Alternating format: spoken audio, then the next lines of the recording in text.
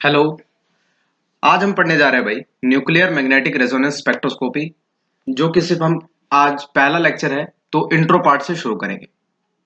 तो भाई स्वागत है आपका द सी ऑफ नॉलेज में।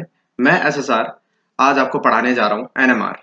एनएमआर यानी न्यूक्लियर मैग्नेटिक रेजोनेंस स्पेक्ट्रोस्कोपी, जो कि ऑर्गेनिक का ही पार्ट है।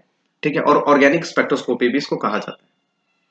ठीक है, आगे चलते हैं। एनएमआर जैसा कि मैंने आपको बताया ऑर्गेनिक स्पेक्ट्रोस्कोपी, जो कि हमें बीएससी में ऑर्गेनिक के पोर्शन में देखने को मिलता है। तो that is used for determining structure of a compound. यानी कि मोटा मोटी तौर पे यदि हम इसको कहें तो जो एनएमआर का यूज करते हैं हम न्यूक्लियर मैग्नेटिक रेजोनेंस स्पेक्ट्रोस्कोपी, इस स्पेक्ट्रोस्कोपी का यूज हम स्ट्रक्चर ऑफ कंपाउंड को डिटरमाइन करने के लिए करते हैं। जैसा कि हम अभी स्क्रीन पर देख पा रहे हैं कि यहाँ पर एक बेंजीन रिंग का एनालिसिस किया गया है। तो एनएमआर में हमें कुछ इस तरह के ग्राफ्स मिलते हैं, या ऐसा ग्राफ वाला जो है हमें पेपर दिखाई देता है, जिससे हम इन ग्राफ की जो हाइट्स है और इनका एनालिसिस करके, ठीक है, और हम किसी भी कंपाउंड के स्ट्रक्चर को डिटरमाइन करते हैं। ये एक ओवरव्यू था कि भाई एनएमआर का जो बेसिक इंपॉर्टेंस है वो पता करने के लिए। तो सबसे मेन बात कि हमने अभी स्पेक्ट्रोस्कोपी की शुरुआत ही की है।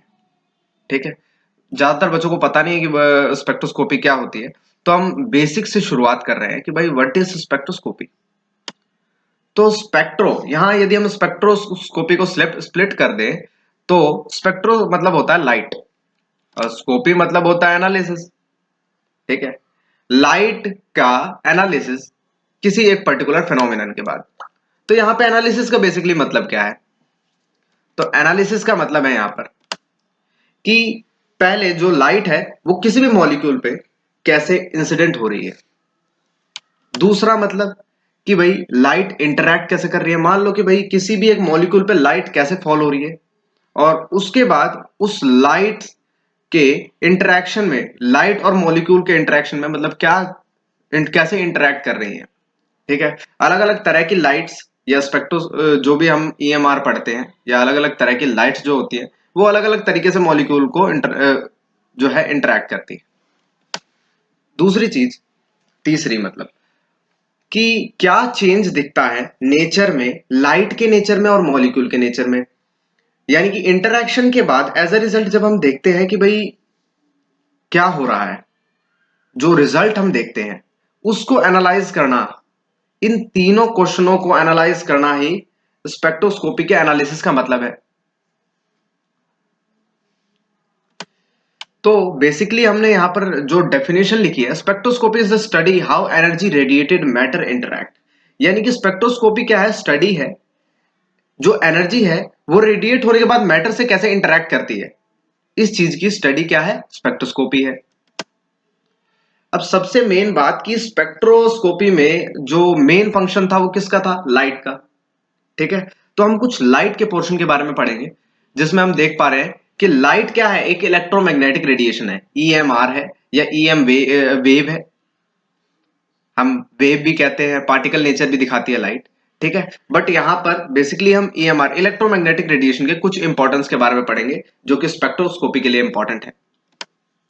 ठीक है, तो स्पेक्ट्रोस्कोपी में लाइट का ग्रेट इंपॉर्टेंस है, जैसा कि हमें नाम में ही दिख रहा है कि स्पेक्ट्रोस्कोपी, यानी कि स्पेक्ट्रो की वजह से जो जो भी हम एनालिसिस करना होगा वो स्पेक्ट्रो की वजह से होगा, लाइट की वजह से होगा। तो light is a fundamental quantity for that. तो यहां पर हम देखते हैं कि भाई ईएमआर का सोर्स हमारे पास बेसिकली है क्या? तो sun is the source of photon, यानी सन है, सन से ही ईएमआर जनरेट होती है, यानी इलेक्ट्रोमैग्नेटिक रेडिएशन जनरेट होती है। और इलेक्ट्रोमैग्नेटिक रेडिएशन में बेसिकली यदि हम पार्टिकल नेचर की बात करें तो फोटॉन्स होते हैं।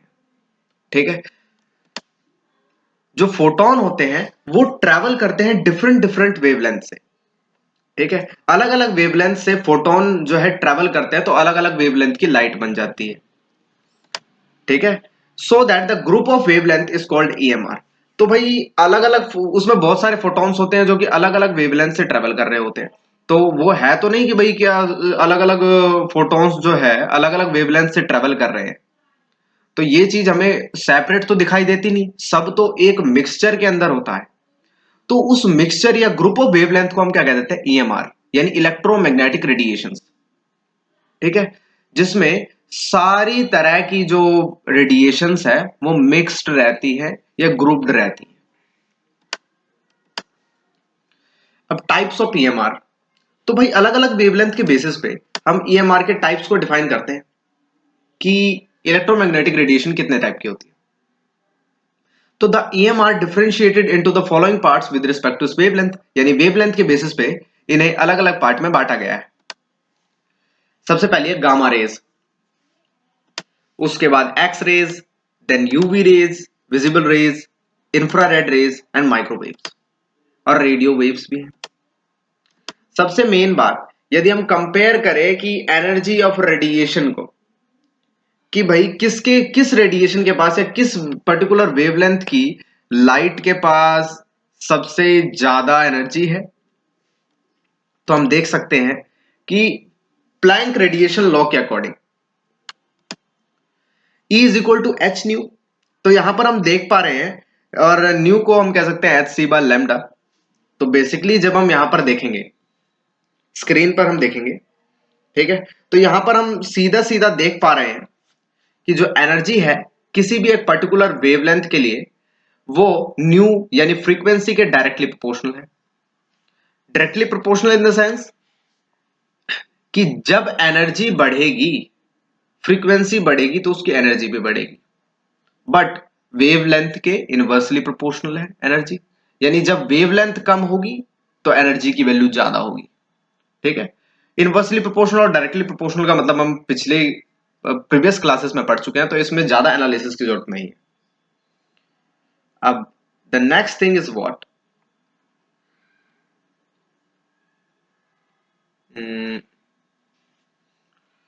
अब जो अगली चीज है that is the energy of gamma ray is maximum. अब गामा रे की एनर्जी जो है मैक्सिमम क्यों होती है, क्योंकि उसकी वेवलेंथ बहुत कम होती है, वेवलेंथ शॉर्ट होती है। ठीक है, जैसा कि हम प्लैंक रेडिएशन लॉ के अकॉर्डिंग देख पा रहे हैं कि जिसकी वेवलेंथ कम होगी उसकी एनर्जी ज्यादा होगी। तो the energy of gamma ray is maximum because wavelength of gamma ray is minimum. Wavelength जो है कम है, इसलिए क्या है, एनर्जी ज्यादा है। Then on the basis of energy the order, तो एनर्जी के बेसिस पे हमने कुछ ऑर्डर डिफाइन किया कि भाई गामा रे की एनर्जी सबसे ज्यादा होती है, फिर उससे कम एक्स रेज की होती है, फिर उससे कम यूवी रेज की होती है, फिर उससे भी कम विजिबल रेज, देन आईआर, फिर उसके बाद microwaves and then radio waves. Radio waves की एनर्जी सबसे कम होती है और गामा रेज की एनर्जी सबसे ज्यादा होती है। तो सॉरी, तो अब नेक्स्ट पोर्शन पे आते हैं। यहां पर हम देख पा रहे हैं कि जो गामा रेज की जो फ्रीक्वेंसी है 10⁻24। तो एनर्जी, यदि फ्रीक्वेंसी का ऑर्डर 10⁻24 में है, तो इसके नियरली ही इसका एनर्जी का ऑर्डर होगा, क्योंकि जो फ्रीक्वेंसी है it's directly proportional to the energy. और वही जहां तक वेवलेंथ की बात करते हैं, तो कम वेवलेंथ है इसकी। ठीक है, तो इस हिसाब से एनर्जी जो है किसी भी एक पर्टिकुलर ईएमआर की डिफाइन की जाती है। The energy of EMR is different, then if we incident the EMR of particular substance, the effect of change is also different. तो यदि अलग अलग वेवलेंथ की EMR यानी कि अलग अलग एनर्जी की EMR को यदि हम किसी भी एक पर्टिकुलर सब्सटेंस पर डालते हैं, तो इफेक्ट जो होता है उस पर्टिकुलर लाइट का या उस पर्टिकुलर लाइट एनर्जी का, वो हर सब्सटेंस पे डिफरेंट डिफरेंट होता है। अब उस इफेक्ट को स्टडी करेंगे कि क्या इफेक्ट होता है किसी भी एक पर्टिकुलर वेवलेंथ की लाइट को डालने से। तो on the basis of different wavelength of EMR the spectroscopy of EMR is also different. तो यानी कि जैसा कि हम अलग वेवलेंथ या अलग एनर्जी की ईएमआर को यदि हम इंसिडेंट करेंगे किसी भी एक पर्टिकुलर सब्सटेंस पे, तो चेंज भी अलग अलग होंगे। तो जैसा कि यदि हम गामा रे या एक्स रे को किसी भी एक पर्टिकुलर सब्सटेंस पे इंसिडेंट करते हैं, तो बॉन्ड ब्रेक हो जाते हैं, यानी उस सब्सटेंस के बॉन्ड ब्रेक हो जाते हैं। यूवी रेज यानी अल्ट्रा वायलेट रेज और विजिबल रेज को यदि हम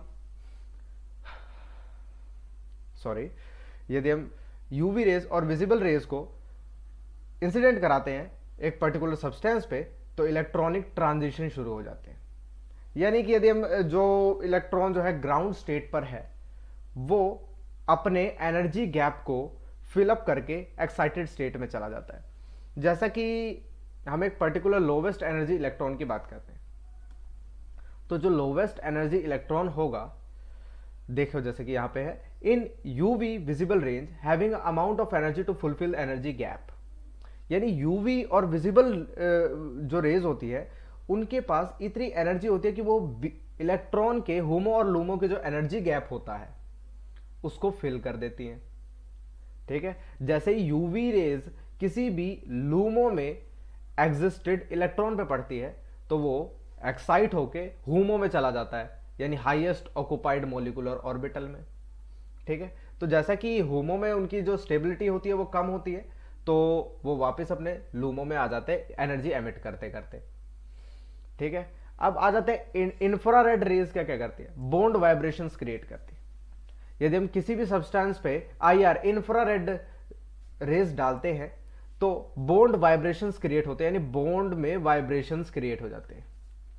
अब माइक्रोवेव्स की बात करते हैं, तो जैसा कि हमने ऑर्गेनिक में प्रोजेक्शंस की बात की है, ठीक है, projections, Newman projection, saw horse projections में, तो जब हम माइक्रोवेव्स डालते हैं किसी भी एक रोटेटेड पर्टिकुलर मॉलिक्यूल पे जो कि प्रोजेक्शंस में दिखाया जा सकता है, तो माइक्रोवेव्स डालने पे बॉन्ड की रोटेशन शुरू हो जाती है, रोटेट होने शुरू हो जाते हैं वो।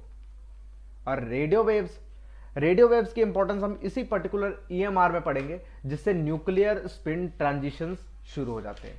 यानी रेडियो वेव्स के डालने पर न्यूक्लियर की स्पिन में चेंज आता है, तो न्यूक्लियर स्पिन ट्रांजिशन ही है जो कि एनएमआर का आधार है, यानी न्यूक्लियर मैग्नेटिक रेजोनेंस स्पेक्ट्रोस्कोपी का आधार है। तो the EMR the combination of magnetic and electric field perpendicular to each other. तो ईएमआर की कुछ जनरल बातें भी होती है, इलेक्ट्रोमैग्नेटिक रेडिएशन। तो हम सबको ये बात पता है कि जो इलेक्ट्रोमैग्नेटिक रेडिएशन है वो क्या है, मैग्नेटिक और इलेक्ट्रिक फील्ड के परपेंडिकुलर होने से ही उनके कॉम्बिनेशन से ईएमआर का जनरेशन होता है। यानी कि जो इलेक्ट्रिक फील्ड और मैग्नेटिक फील्ड जब परपेंडिकुलरली एक्ट करती है एक दूसरे के, ठीक है, तो ईएमआर का फॉर्मेशन होता है। तो the value of electric field and magnetic field is not constant. तो हम देख पा रहे हैं कि भाई मैग्नेटिक फील्ड और इलेक्ट्रिक फील्ड की वैल्यू कांस्टेंट क्यों नहीं रहती, क्योंकि ये चेंज होती रहती है। ये परपेंडिकुलरली एक्ट तो करती है लेकिन मैग्नेटिक फील्ड भी कभी डाउनवर्ड जाती है, इलेक्ट्रिक फील्ड भी डाउनवर्ड जाती है, तो ये कांस्टेंट नहीं रहती है, ये चेंज होती रहती है। तो इसको हम ऑसिलेटिंग बिहेवियर का नाम दे देते हैं कि जो मैग्नेटिक फील्ड और इलेक्ट्रिक फील्ड के ऑसिलेट होने से ईएमआर का जनरेशन होता है। अब कुछ फिनोमिनन्स है जैसे इंटरफेरेंस। इंटरफेरेंस नाम से हमें पता लग रहा है कि इंटरफेयर करना, ठीक है। इंटरफेरेंस का बेसिकली मतलब है कि जब दो वेव्स आपस में कंबाइन होती है, दो वेव्स आपस में जब इंटरफेयर करती हैं, that is called the interference. ठीक है, अब इंटरफेयर भी दो तरीके से कर सकती है भाई, या तो कंस्ट्रक्टिव होगा यानी कि कुछ नया अच्छा बनेगा, डिस्ट्रक्टिव यानी विनाशकारी। ठीक है, तो कंस्ट्रक्टिव इंटरफेरेंस क्या होता है, ठीक है, जब जनरल वेव की फॉर्म में यदि हम इसको देखें, ठीक है, तो जब वेव का क्रस्ट और दो वेव्स का क्रस्ट आपस में एक दूसरे पर पड़ता है तो वेव जो है उसका एम्पलीट्यूड बढ़ जाता है, यानी कि वो कंस्ट्रक्ट कर जाती है और ज्यादा बढ़ जाती है। तो जब क्रस्ट और ट्रफ आपस में इंटरफेयर करते हैं तो कंस्ट्रक्टिव इंटरफेरेंस होता है। लेकिन किसी वेव का क्रस्ट, यहां पर हम देख पा रहे हैं कि यदि किसी भी वेव का क्रस्ट और किसी दूसरी वेव का ट्रफ जब आपस में इंटरफेयर करते हैं तो वो एक दूसरे को कैंसिल आउट करते हैं, यानी डिस्ट्रक्ट करते हैं, विनाश करते हैं एक दूसरे का, तो that is called a destructive interference, जिसमें वेव का एम्पलीट्यूड या तो जीरो हो जाता है या कम हो जाता है। तो दैट इज द थिंग जो कि हमें इंटरफेरेंस बताती है। तो क्वालिटी ऑफ कंस्ट्रक्टिव इंटरफेरेंस, यानी कि जो क्वालिटी है किसी भी कंस्ट्रक्टिव इंटरफेरेंस की, यानी कि कितना अच्छा कंस्ट्रक्टिव इंटरफेरेंस होगा, वो डिपेंड करता है कि वेव की कपलिंग किस तरह होगी। ठीक है, दो वेव्स की कपलिंग के लिए बेसिकली जो दो वेव जो आपस में टकरा रही हैं उनकी फ्रीक्वेंसी नियरली इक्वल होनी चाहिए। यदि उनकी दोनों की फ्रीक्वेंसी नियरली इक्वल है तो हम कह सकते हैं कि कंस्ट्रक्टिव इंटरफेरेंस उतना ही अच्छा होगा। तो थैंक यू सो मच।